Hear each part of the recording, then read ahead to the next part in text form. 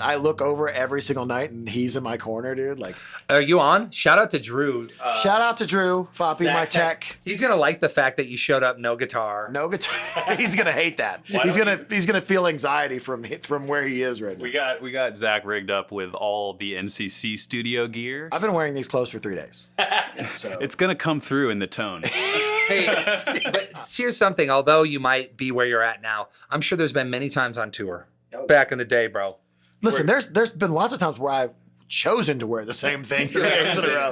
This was a forced upon me thing. Yes. I was shopping right before I got here. I'm gonna drive home tomorrow, but I had to get other clothes to wear. But yeah.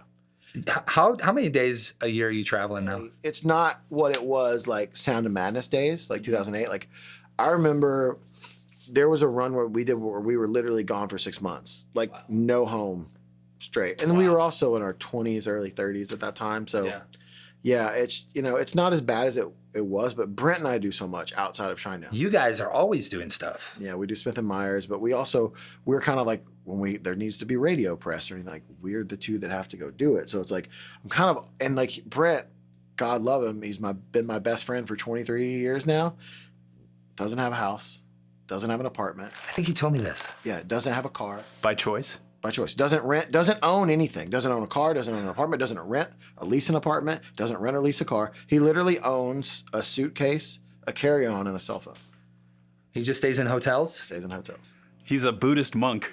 He kinda. In more ways than one. We're not gonna talk about that. Okay. But yeah, in more ways than one. Kind of like that. But yeah, so he's an odd dude, but same thing. Like so that in that realm, it's like he's got a son who just turned 18, and like son comes out on tour with us sometimes with Mike when my kid comes out, and it's like, so he's like, he always wants to kind of be going. You're like, hey man, I'm at home. Where are you at? He's like, oh, I'm in St. Louis, or does he always stay? I'm in LA. He's usually only in 3 places generally. Usually here, Charleston or Orlando normally. Okay. So his son lives in Orlando. Got it. So in our studio's in Charleston, where Eric's house is. Yeah, he's never in like, yo, I went to Omaha for fun. Dude, I'm in Omaha. You remember that time in Omaha? Yeah, I wanted to come back. So what is your situation when you plug into gear that you've never played before? This is going to sound really weird. Every vintage guitar I've ever bought, and some new guitars I've never plugged in. Oh. For me, if it has original pickups in my head, I already go, okay, it's going to sound pretty good unless something's wrong. And if something's wrong, I can bring it back. But to me, if a guitar can sound good just like this, not plugged in, it's going to sound good, and you can make it sound good. That's, to me, but I will say, I don't, and maybe this is like imposter syndrome on my part. Okay. I don't feel like I have a tone in my hands. I can literally close my eyes and you can put 100 players in here and I'll pick him out of a lineup. Me too. Thank you, bro. He's got a tone, and that's the highest compliment, right? Like, thank you, brother. I've told this story a couple times, but I was at the Dallas Guitar Show, 98, and there was this amp company called Kendrick Amps back in the 80s and 90s, and they were doing this combo. They're testing out one. It had a 10 and a 12 in it, which sounds cool. Interesting, I guess. It is cool until I played it, and I was like, this sounds awful. And I left my jacket in there, and when you walk in, there was like a little retaining wall, and you walk around the wall, and you could see the amp. And I left my jacket, and I go back in, and it sounds like Cliffs of Dover. And it's Eric. It's Eric. And I go, and I was like, literally, I was 14 years old going, oh, I don't have a tone. Like, that amp sounded like shit when I played it. It is a weird thing when you start to think about it like that, because it's like, I don't know how that happens, or I don't know, because it's not even like you can't practice that. You know, you don't it's just like it starts to happen. It's innate. It's something that inside you, but also like you have variables that add to that. You've never used a pick. Right. That's that thing right there. Your attack is going to sound different than 99% of players. 100%, man. So that's one of those things where like I wish, like I've got a lot of things going for me guitar wise in a lot of different ways, right? But like I'll always be jealous of someone who has like that tone, like because I actually don't think it's impossible. I just don't think I do. I can make my tone. Yeah. But I don't like. You can play through any amp in here and you're going to sound like. Well, thank you, brother. I love you. And also saying that though, and I'm going to hand a compliment right back. There's a very big difference, I feel like, with a lot of players. okay, you have a tone inside of you, right? But you've been able to literally create not only a tone for guitarists to be like, oh, that's cool, but also like literally like popular music tone, which is like. Did you know Shinedown, Zach's band, has 7.7 million Spotify listeners? I did not. Did you know that? No, I don't have Spotify. I looked it up. And that's a month. Well, it's definitely a testament to the accessibility of the music that you create, which I think you're talking about tone when it comes to guitar players talking about tone, but creating tone for the masses, the grand audience, I think is way more difficult. And I think a lot of people who you praise would love to have your talent in doing that, because a lot of the times when we are so focused in nuance, it's really only the cream of the crop that rises to the top when it comes to guitar playing. When it comes to bands, that sort of tonal architecture that you can create is a wider variety. Especially now. Like, think about like, even when we were like younger, like I remember growing up and listening to my brother in the 90s, it would be like Alice in Chains and like all the post-grunge stuff. And you're like, these bands had sounds. You guys are like that now. And it's very rare to hear a band now that has like a sonic sound or like a tone, you know? We also said about other bands, there's certain bands that make a noise. Yeah. And to me, that's the most important thing. Like, I always said, it's like, people can say what they want about my band, they can say whatever. No one sounds like us. And we don't sound like anyone. People are like, well, they kind of sound like, you know, because we came out around the same time, they sound like Nickelback. They sound like this. I'm like, no, we don't. Our singer sounds different than any. I have one of the greatest singers in rock and roll. Yeah, he's a monster. Period. So like the fact that like people are like, they sound like, I'm like, no, we don't. You can throw anything else on me. You can say a song sounds like, you can say it reminds me of, but like that's true. Like I don't think we've ever sounded like anyone. And that's like, to me, that's peak. We were talking about achievement. this with Bonamassa the other day. It's like so many people as well are going to listen with their eyes. And it doesn't matter if we're talking about guitar players or bands or whatever. And I just feel like that's just something that no matter how unique you are, you'll never escape.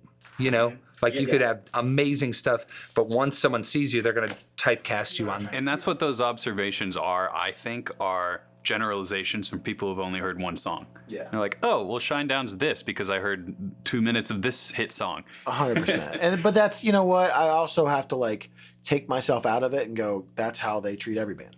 You know, so it's like I can't. Welcome to the jungle. Yeah, you know, dude. If I read in online comments like I used to, I would be in a dark place mentally, probably. Well, wait till you see the comments on this video. They're gonna be so good. Dude, We have an awesome community. No, this community rocks, dude. Dude, I did a Guitar World thing one time, like a playthrough for Guitar World, and it's still on YouTube to this day. And this is when I realized, kind of like both of what you guys were talking about, in the sense of like, I'm not this Steve Vai shredder. I'm a blues kid. So I got a guitar for my 12th birthday. It was a Series 10 Stratocaster, pointy headstock. It was probably from like Walmart or Target or something. Nice. And when I picked it up for the first time, I didn't know you were supposed to put your left hand on the guitar. Oh, you just what did you? I've got pictures of me like full Garth gear, brush popper, bolo tie, cowboy hat, with a guitar up here. Didn't even know. You're just like, I got it. I'm just sitting there playing "Nothing Else Matters" by Metallica. Yeah. You know what I mean? Like, Nothing else matters. I heard that acoustic version you guys did. oh, yes. Is that what? Am I playing it right? Yeah. It's just E minor to D to C, right?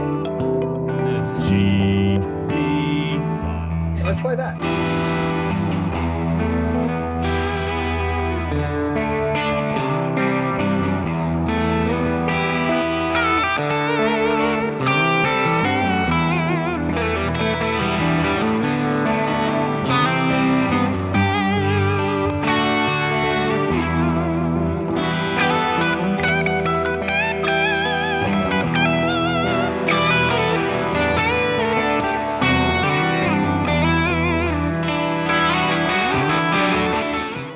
I was a black belt in Taekwondo, so I was like, I played baseball, played basketball, into sports, and then like right before my 13th birthday, I was sitting at home, I was watching MTV, and a band actually that just toured with us all last year was on, and I saw the greatest looking man of the 90s ever. And I was like, what the fuck is that? Oh yeah. And so I like sat there and I was like, I gotta figure out how to do that. And so I grabbed my guitar, which is probably in 11 different tunings at this point. And because the part of the video was live. So they were actually, they actually had to be playing. Yeah. So I started kind of watching it, and it probably, in my head right now, it sounded way better than it probably did in the living room of my apartment. Yeah. But I was like, I want to do this. And I learned what I learned was there's a difference between creating something and playing something and being able to write a song. Definitely. And that's for me, like the comments they asked me, Guitar World asked me to do a song called Cut the Chord, which is the easiest song to play. There's nothing to it. Yeah. And on the comments, it's like, boo, get, Mark Holcomb on here. Hey, Mark's my buddy. The tapping, dude, why aren't you? And I'm like, I'm thinking about that. I'm like, dude, what if YouTube was around, like when, like, you're sitting there and you're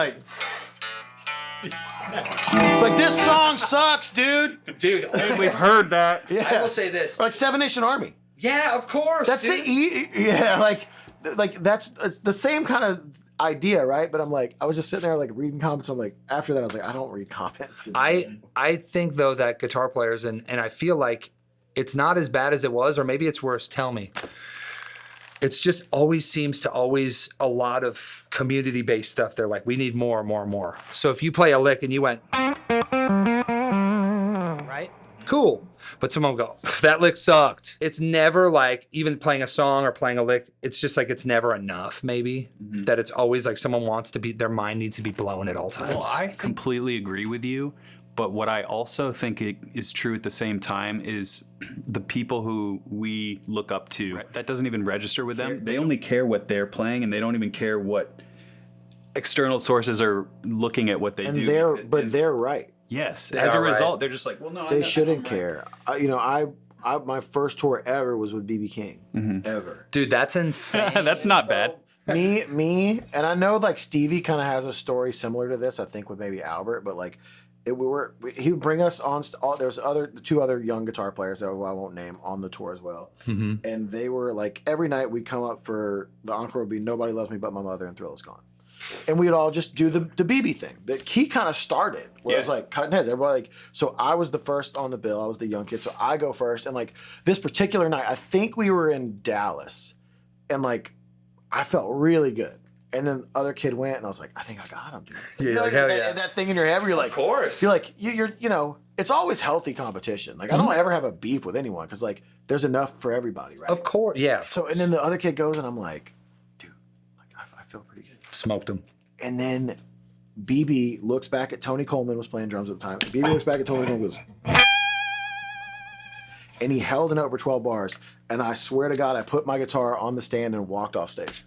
Because I was like, what he was Smart doing to us was like, none of that shit matters. If you can do it with one note, and you don't have to do it with one note. No, I totally agree. Like, I'm such a less is more guy. But then again, I love fast guitar players. I think it's cool to watch. I've never had the interest. I think with those kind of players, and it not only blues, but like what regardless of genre, a lot of players think of their guitar more as like it's like poetry, man. It's not about like a lick or a phrase. It's about like the overall, what are you trying to say? And I think that's really, it's like Gilmour to even Steve Vai and some of that stuff, you'll go, God, this is so lyrical. Yep. It's like. Exactly. That's my thing. I think playing fast is one thing you can do it. The thing that you mentioned about Gilmour and Vai, what's there? Melody. They're singing something that's coming through their hands. Yep. And that's what makes it great. Like, I didn't get into Gilmour till like I was probably 25. Like when I was younger, I was not a Pink Floyd guy. Yeah. And when I got a little older and I started listening to Gilmour solos, I was like, dude, this is the most tasteful money, dude. Guitar player. Like it's insane to hear, but again, it always goes back to melody. There's some sort of melody in it. When I heard this thing,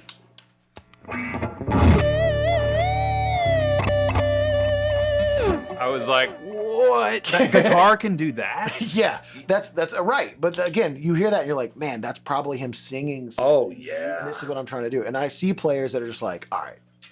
Yep. I'm like, dude, God bless you. I physically can't do it. So I will give you the credit. I cannot do that. I could sit and practice that all day for a year and still couldn't do it. But also, no offense, I gave you credit for doing it. I don't want to do it either. What's the technique for at the end of the day if you're not using it to really say something? But if you look at a guy, like you said, like Vai, who can do that, but can also, play the greatest melodies of all time on guitar, you're like, all right, like I love being in the middle of that. you know. But I'm a songwriter before. I think I started out as a guitar player. I think I'm more of a songwriter now than I am a guitar. Well, I feel like with you were able to find that like rare ground where you realized really early on, you're like, hey, it's all about the songs. 100%. It's like That's exactly how I said it in my head. all the guitar playing is amazing, but I need to use this to paint the song. Right. But again, right? I want to use my guitar playing as the paintbrush. Mm-hmm. The song has to come first. Look at, I think the best version of that, we were talking about it before we started, is Mayer. Mm-hmm. One of the greatest songwriters of this generation, one of the greatest guitar players of this generation, and doesn't overdo it, man. Nope. Whatever the song needs, that's what's there. I kind of want John to shred though. He can. If you need him to, if you need him to, he can. Oh, just pull out that little Pink Jackson thing that he's always got going on. You ever seen when he played the EVH? I was just thinking that, dude. And he's like completely shredding. Yeah, he's ripping. But again, like those are my kind of guys. Yeah. They have it in their pocket. It's a tool if they need it, but they know what's necessary for the song. Because, dude, it's 10,000 hours is for anything. It doesn't matter what trade you're in. The more songs you write, the better you're gonna get. The more you play guitar, the better you're gonna. And like it's incredible to watch, man. Like watch you do it because every record's getting better. Thanks, the brother. songs are getting better, and that's like you look at a guy like Mayer and you're like, dude, perfect songs. I say it all the time. Like he catches so much shit about certain things, and I remember when Born and Raised came out. Again, I'm a big songwriter guy, right? I remember hearing Walt Grace's Submarine Test, and I was like, I remember seeing people online kind of being like, what the fuck is this? And I remember I said to someone, I might have said in an interview, I said, if Bob Dylan covered that song and no one told you who wrote it, it's just Bob Dylan playing it, you would say that's one of the best Bob Dylan songs ever written. Yeah, man. Because again, like you said at the beginning, you judge the person. You're like, oh, fucking Mayer, like whatever. But like, dude, that guy's one of the greatest songwriters of the last 30 years.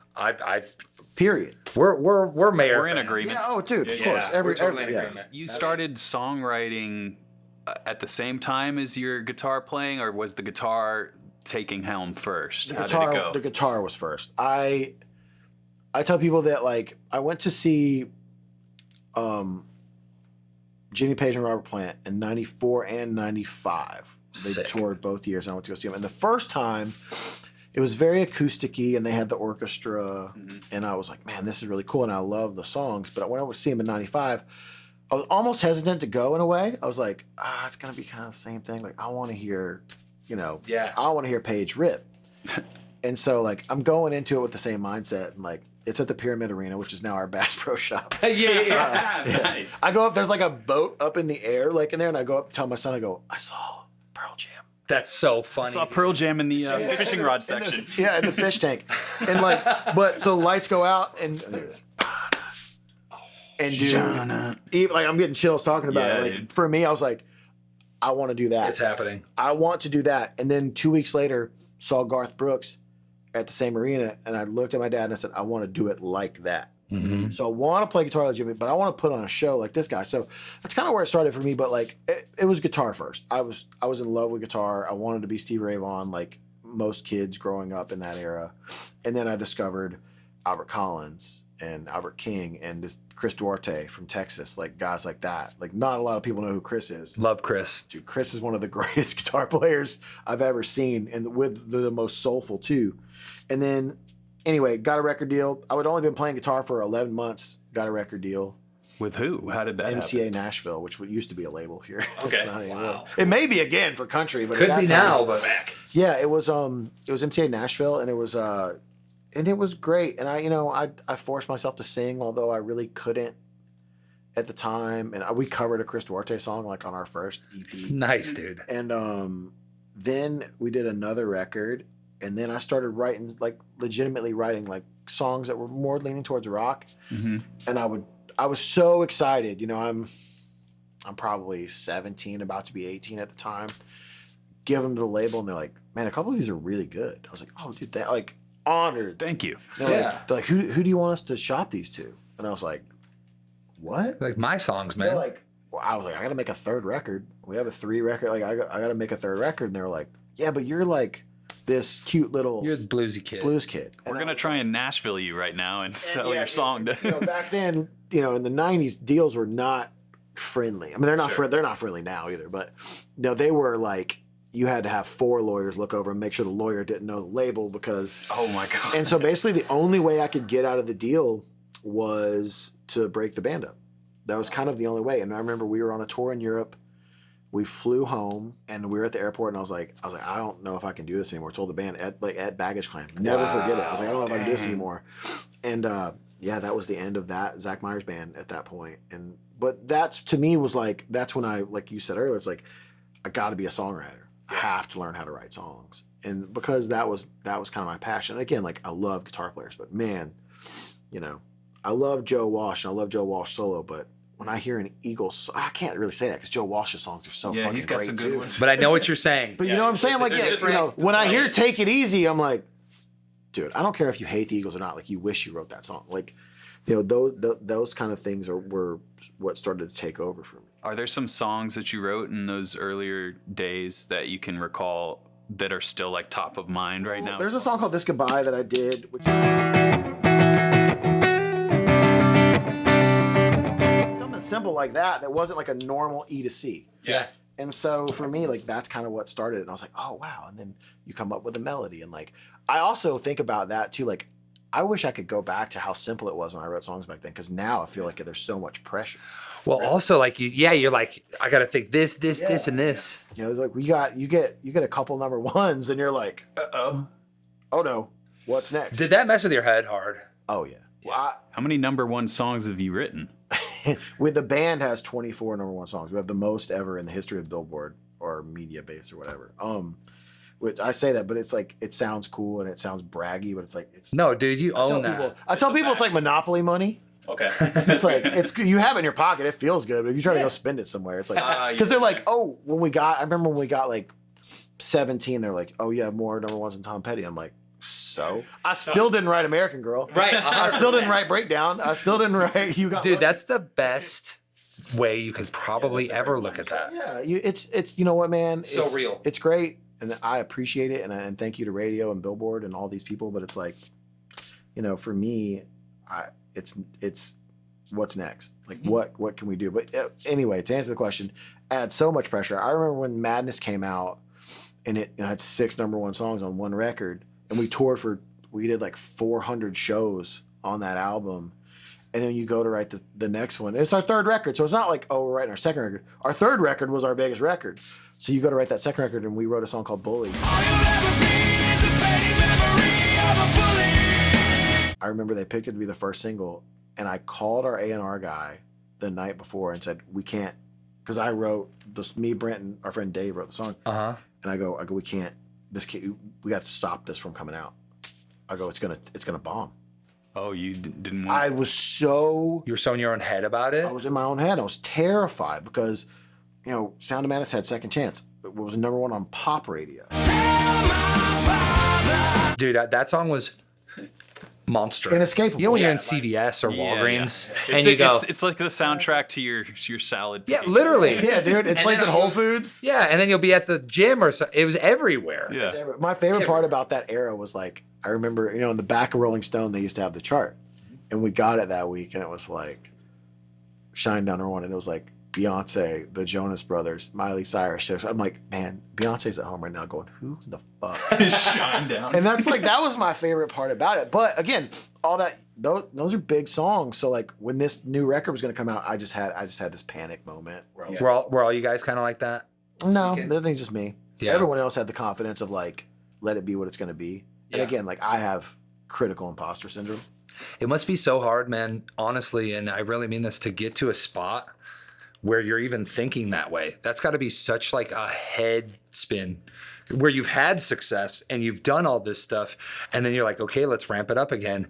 And then there's this emotion of being like, is it going to be? It's not over, right? Like, I didn't peak already, did I? Dude, Yeah. that scary. conversation happened. It's happening in my head now because we got another record coming out. So it was like, but I will say, like, the older you get, the more you rely on your people and your fans to grow with you. Sure. And listen, you're gonna lose some people. No matter what you do, we never make the same record twice. I'm trying to make every song the best song it can be. Now, I don't go in, the juxtaposition is that I don't go in and go, I'm going to write a radio song. Right. Because every time I've ever tried to do that, it's the worst song ever. The first note just sounds bad.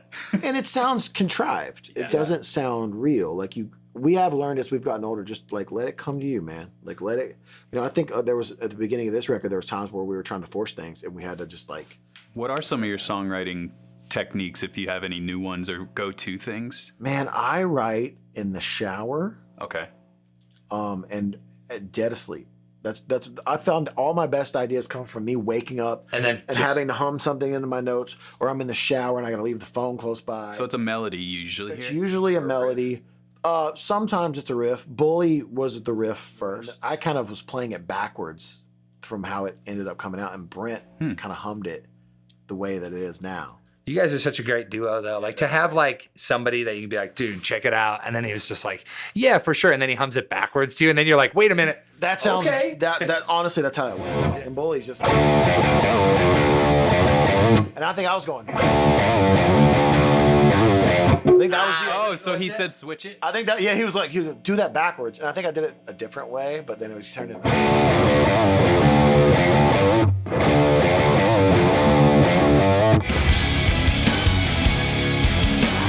That sounds cooler. Yeah, that's cool. That's really cool. For me, like that, and like I rely on the red whammy pedal so much. Our bass player Eric, who also writes a lot, like a majority of our stuff too. Mm-hmm. We are red whammy people. Red whammy people. See the whammy boys, dude. Not even necessarily the up and down of it. Although Sound of Madness, which is one of our biggest songs, that song is completely predicated on a whammy. My whammy goes out, that song's gonna sound super weird. Who are the big whammy dudes? I know Tom Morello. Tom Morello for sure. I mean, Steve Vai, we keep bringing him up, but he absolutely has that going on. Korn. Jack White. Jack White's a big whammy guy. Crazy stuff, right? He's got the triple graph now, which he like messed with the whammy and like made his own pedal with Third There's Man. something special about the whammy, though, man. I mean, when that came out, I wasn't even playing guitar, but like, How long have you been playing guitar? let's see. I've been playing guitar. Well, dude, I've been playing guitar now for Don't say 10 years. no, 19 years. Okay, all right. Yeah. I feel better. 6 years. I thought you were gonna be like, yeah, dude. I started playing like 6 months before I met you. I'm like, no, that's You're not. like, I picked up this Les Paul on the way over here. Yeah. No, that's the thing is like, but we would use it like our sound, like that Sound of Madness sound, Amaryllis, all that stuff is the whammy on the left side of the octave. It sounds better than any octave pedal you could ever get. Yeah. I think. That's awesome. And just with the pedal on, no movement. No foot. No, just the left side and the octave. Like I love that pedal. Mm-hmm. That pedal's great, and I have the sub machine. Sub machine. Is that the double? Sub machine's the double. Every time I come over, so this is Tyler's gear. He always hooks me up, and he always puts something fun on. It's always a Klon because he knows I love the Klon. Oh yeah.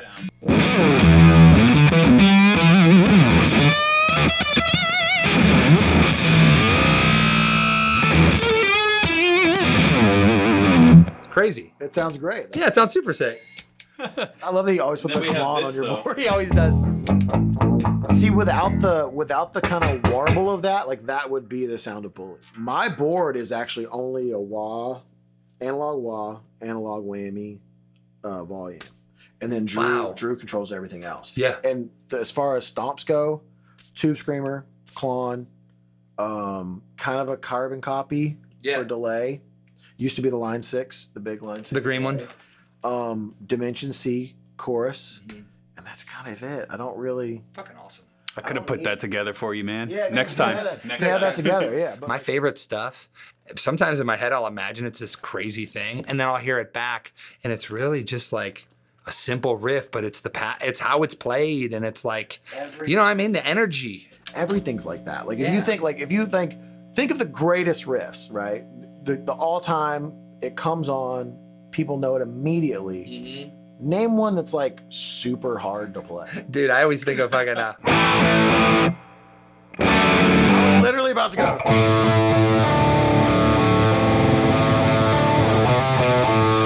They would get roasted, baby. Dude, you guys suck. Lame. Yeah, lame, dude. Where's Mark Holcomb? Holcomb is always the go-to. Dude, everyone and me and Mark are buddies. We're both like PRS guys. Yeah. So the fact, and by the way, this is Jared's for everyone watching. Hey. It played so good. There is a PRS right here that I was playing, but I am playing to do a PRS amp. Yeah. So Everybody's good. Don't blame him. Just blame me. Yeah. So if somebody's like mad about it, just be like, "Oh, it was Jared like putting it." I literally put it in his hands. So. No, PRS knows that I have so much love for them that's Dude, you've done a lot with PRS. I got my PRS here, just Yeah. representing. How many years with PRS?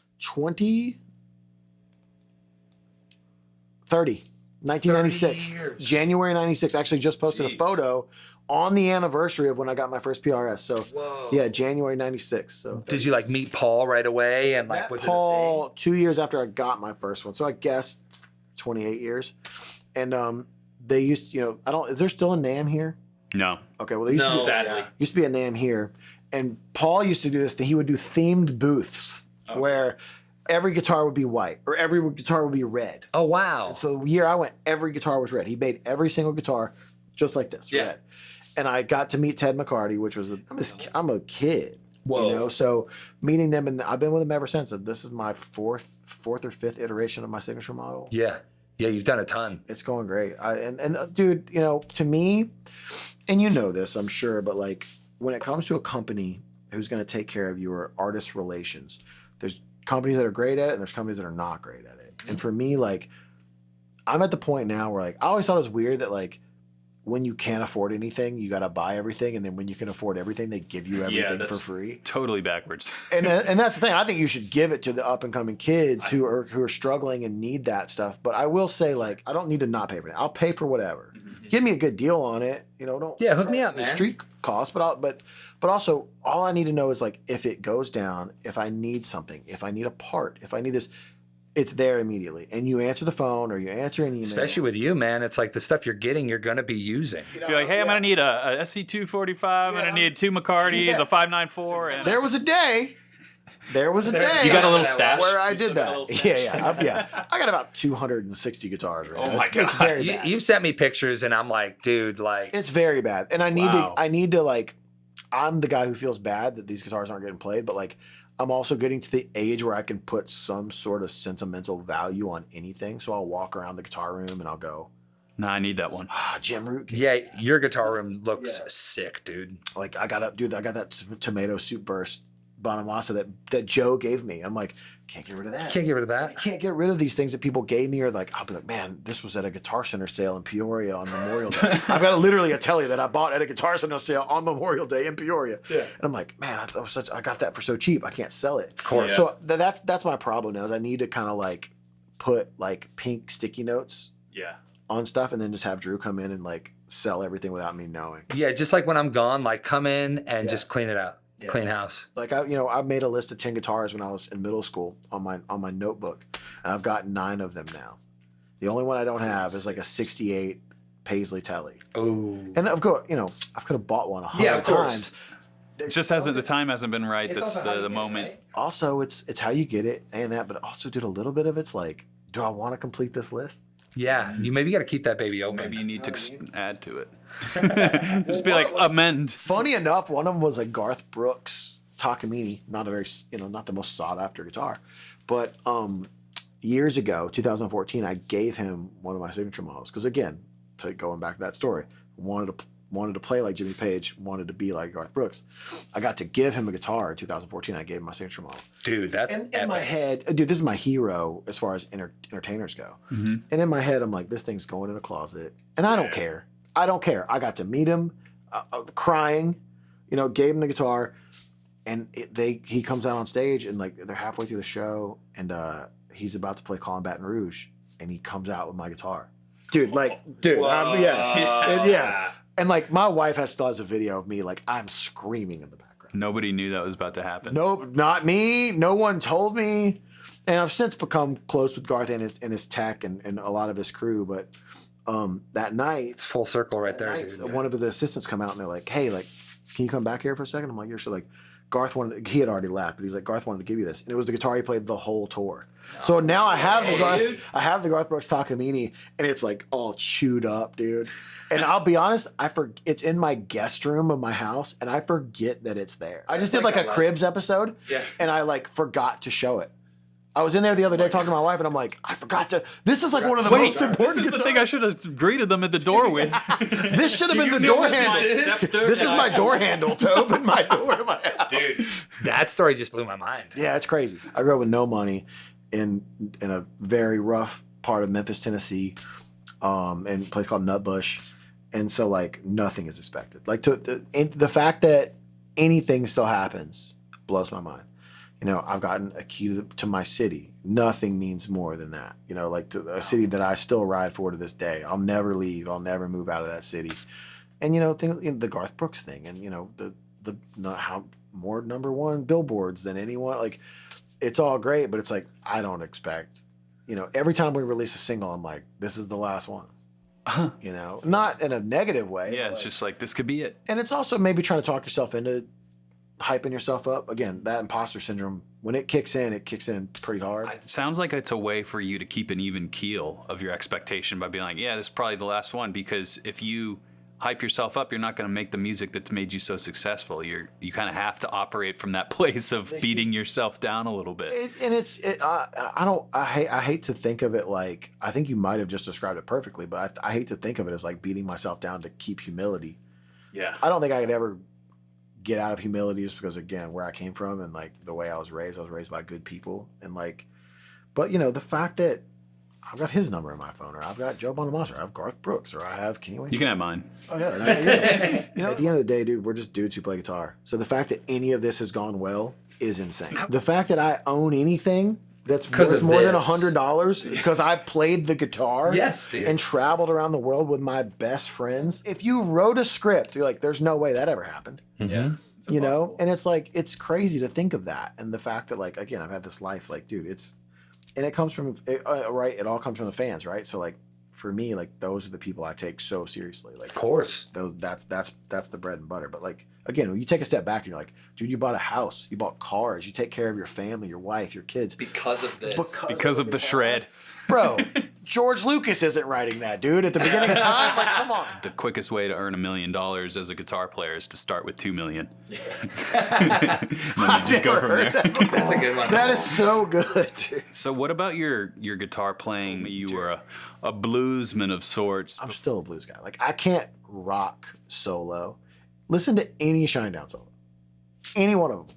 And you're like, oh, that's the bluesy stuff. Yeah. That's the blues. He's playing it through a diesel. Yeah. Definitely as a rock and roll band, but there are blues elements. Oh, there's so many. And like, you can tell, like, Eric will write solos sometimes. Our bass player is a phenomenal guitar player. And he'll write a couple of solos, and like, you can tell which ones are him, which ones are, because like, he's a better guitar player. That's a certain kind of bass player. Those bass players who also rip guitar. Produced our last 3 albums. There you mixed go. our last 3 albums. Just the genius on multiple fronts. He's literally a genius. And again, he says he will tell you that I'm a better guitar player than him. I disagree. I think I'm a very consistent guitar player. I think once I got something, I got it. But that guy can play things that I can't play. Truly. And sounds like he's like all over everything now. Which is a great bandmate. He did a record called Eric Bass' Presents. I Had a Name.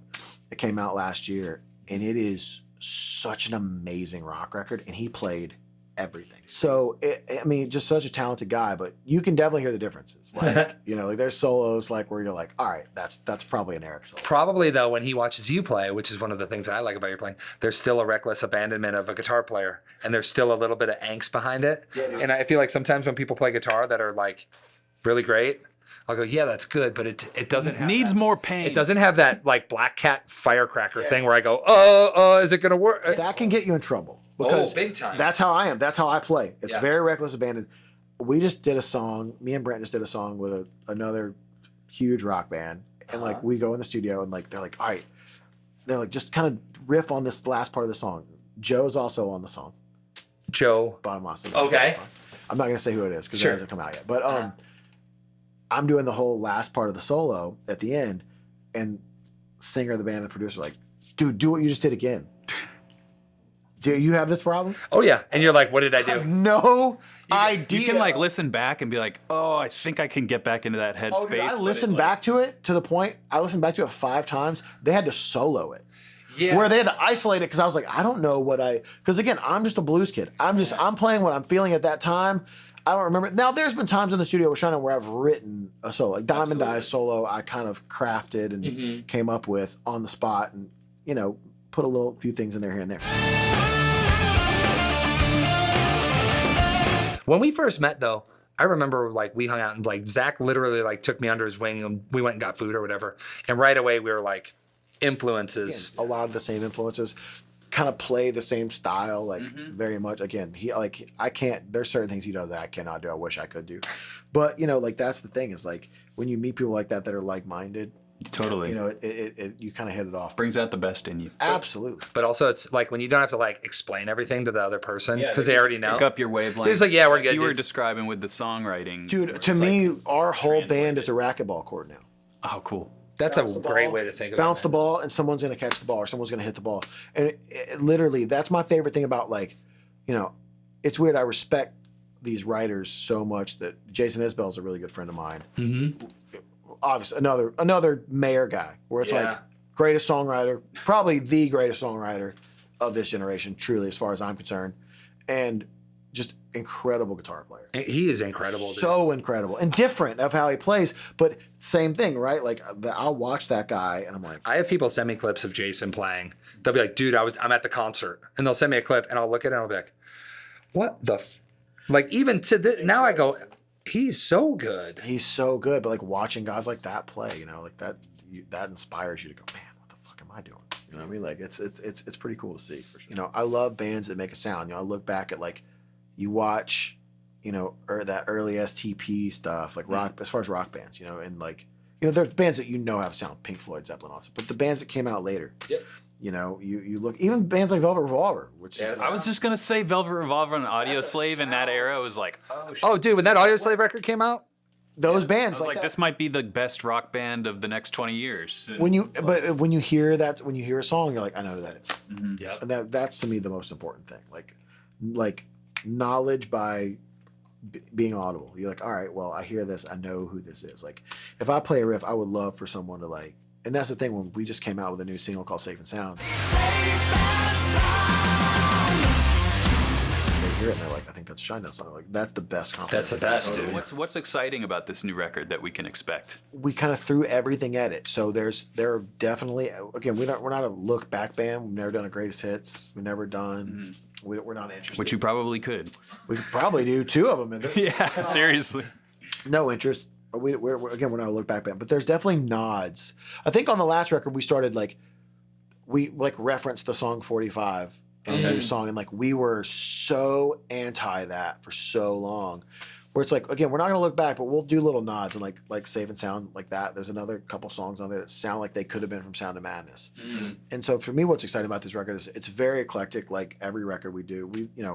I call Shinedown a no-lane highway. So you can have the poppy stuff, you can have the rock stuff, and that was kind of the best reaction to me about when Safe and Sound came out was that they're like, I think some people thought we had kind of like lost it for a minute as far as like that heavy kind of like. And then you slap that one on them. And you're like, take this. And there's more of those on the record. So I'm excited, man. It feels like in a way, like I said this to Brent, like, Eric did this record.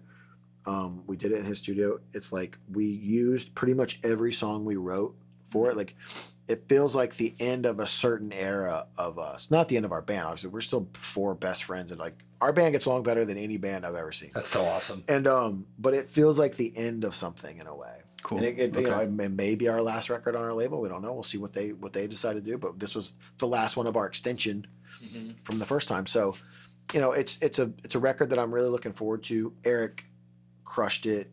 Again, we kind of on records, it's like he'll get frustrated and go, hand me the bass, and go, all right, you're playing bass on this. And I'll get frustrated and hand him the guitar because it's a song that he wrote. And I'm like, I don't know how to fucking. Yeah, you play it. That must be kind of a relief as a bandmate to be like, well, dude, that's a real team, man. Yeah, man. Dude, he's again, man. Our whole band is that. It's all for one for all, and in the sense of like, it's very community. But as far as Eric goes, like, we started the tour last year in Des Moines. I wake up that morning and I'm like, I feel a little off. Anyway, take a piss. There's like a white towel down on the floor. Back away, there's like a red drop that hits the towel, and I'm like, oh God, I'm dying. I have cancer, you know. Yeah. And then I call, we have like a band doctor, and I text him. I'm like, dude, I don't know what this is. He's like, buddy, I had kidney stones 2 years before. He goes, I think you got kidney stones again. I go, no. I go, and I'm texting him. I go, I don't feel, and the second I typed feel, my side started hurting. And I was like, oh no. Oh no. The night the tour starts, it's 13,000 people. Oh no. Sold out. I don't know what what kidney stones are like. I know what it is to pass them, but what is it like when you have them like that? Passing them is nothing. Yeah, but playing, you can't do that, right? Or I did. oh shit. Oh no. Oh, dude, the amount of texts I got from my peers in this industry for doing that. Wow. Because, the first time I got them, we were in Connecticut. I passed it before the show. I was good. I went to the hospital the night before. Yeah. This day, main support band's about to be getting off stage. I'm still laying in a hospital bed. Oh no. Show up. I've never done the fun thing about me. Never done a drug in my life. Yeah. Don't drink. Like never even smoked weed. Like none of that.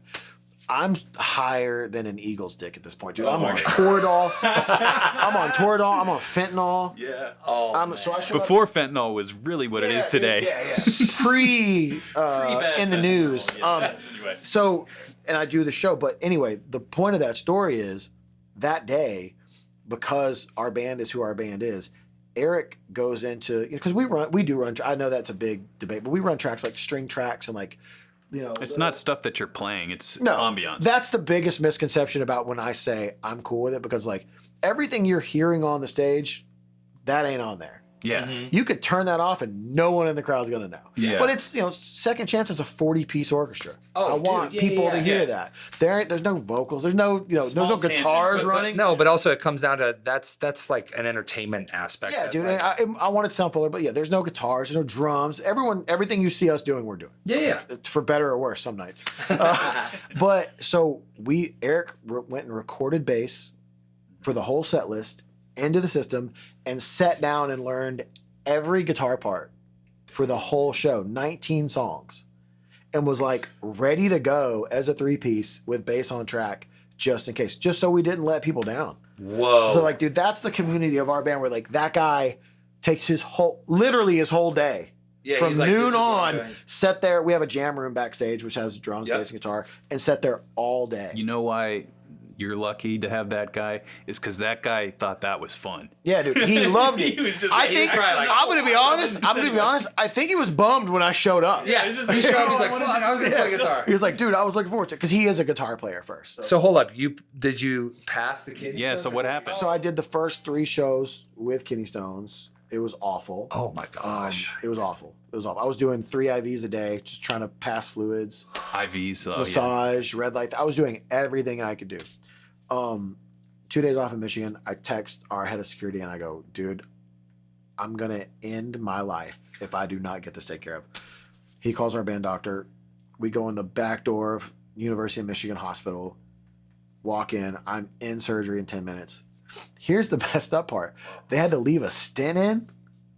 If you don't know what that's like for a man, it goes from where you think it goes all the way to your kidney. Dude, I would have rather have had the kidney stones. Oh no.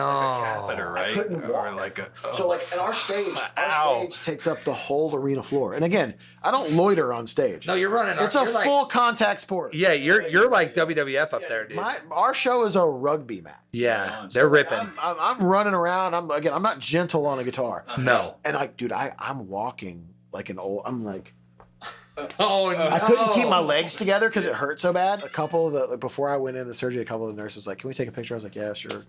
And so He's in the gown. He's like, "What's up?" So like, I think the doctor thought I was being like an asshole about this, but at the end of the surgery, he goes, "Hey, we have to leave the stent in there," and I'm also high out of my mind. I just came out of. So you can't even feel it yet, anyway. Yeah, and he goes, so whenever it was like 5 days from then, I was like, well, I'm being New Orleans. He's like, so you're gonna have to just pull it out, and I go.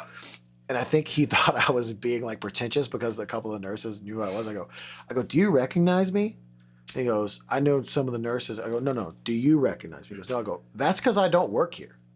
Oh. I go, I'm not pulling this thing out, dude. I had to pull it out myself. I was Oh pissed. my God, he did it. How bad did that hurt? It wasn't fun. Oh. You had to go slow and steady. No, well, that's what I texted my doctor. I go, do I rip? He goes, medium, just medium and soft. Just once you start, don't stop. Once you start, don't stop. That's it. And like here's the thing, it's the psyching yourself up to do it. Once I did it, it felt like I never had a kidney stone. I was like walking. I was texting my wife. I was like, "This is the greatest thing that's ever." I feel like a normal human being. Wow. Anyway, don't get kidney stones, kids.